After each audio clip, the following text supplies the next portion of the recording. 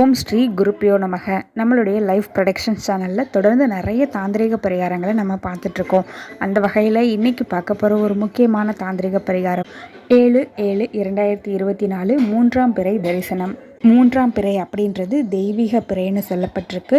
இந்த மூன்றாம் பிறையை தான் சிவபெருமான் தன்னுடைய சிரசில் சூடியிருக்கார். இந்த மூன்றாம் பிறை தரிசனம், அதாவது சந்திர தரிசனம் நம்ம பண்ணும் பொழுது சிவபெருமானையே தரிசனம் பண்ணதுக்கு சமம். நமக்கு மனம் சார்ந்த பிரச்சனைகள், பணம் சார்ந்த பிரச்சனைகள், வாழ்க்கையில் உறவுகளுக்குள்ளே இருக்கக்கூடிய பிரச்சனைகள், இந்த மாதிரி எல்லா விதமான பிரச்சனைகளையுமே நம்ம தொடர்ந்து மூன்றாம் பிறை வழிபாடு பண்ணுறது மூலயமா நம்ம தீர்த்துக்கலாம். எப்படி சந்திர பகவான் தன்னுடைய வளர்பிறையை ஸ்டார்ட் பண்ணுறாரோ அதே மாதிரி நம்மளுடைய வாழ்க்கையும் வளர்ச்சியை நோக்கி போகும் அப்படின்றது தான் ஐதீகம். இதனால் கண்டிப்பாக இன்றைக்கி எல்லாருமே சந்திர தரிசனம் பண்ணுங்க.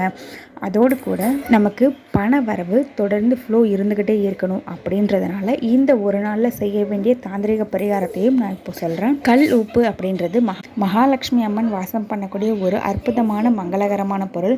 இந்த கல் உப்பு ஜாடி நீங்கள் சமையலுக்கு பயன்படுத்தக்கூடியது இருந்தாலுமே தனியாக ஒரு சின்னதாக ஜாடி இருந்துச்சுன்னா அதில் கொஞ்சம் கல்லுப்பு எடுத்து கொட்டிக்கோங்க. ஜாடி இல்லை அப்படின்ற பட்சத்தில் சில்வர் டிஃபன் பாக்ஸ் மாதிரி நீங்கள் ஏதாவது ஒன்று எடுத்துக்கோங்க. பிளாஸ்டிக் பயன்படுத்த வேண்டாம். இந்த கல்லுப்பு கொஞ்சமாக நீங்கள் கொட்டிட்டு அதுக்கு மேலே நீங்கள் ₹1 நாணயம் இல்லை ₹5 நாணயம் இல்லை ₹10 நாணயம், இந்த மாதிரி நாணயங்கள் 9 வேணும். அதாவது ₹1 இருந்தாலும் 9, ₹5 இருந்தாலும் 9 நாணயம், ₹10 இருந்தாலும் 9 நாணயம். உங்களுக்கு தேவையானது 9 நாணயங்களை எடுத்து அந்த நாணயங்களுடைய இருபுறமும் நீங்கள் உங்ககிட்ட இருக்கக்கூடிய வாசனை திரவியம், ஏதாவது ஜவ்வாது, அத்தர், இந்த மாதிரியான வாசனை திரவியங்களை நீங்கள் தடவிட்டு ஒரு வெள்ளை கலர் துணியில் நீங்கள் முடிச்சா கட்டி அந்த கல்லுப்பு மேலே இதை வச்சு திரும்ப அது மேலேயும் நீங்கள் கல்லுப்பு நிரப்பி மூடி வச்சுருங்க.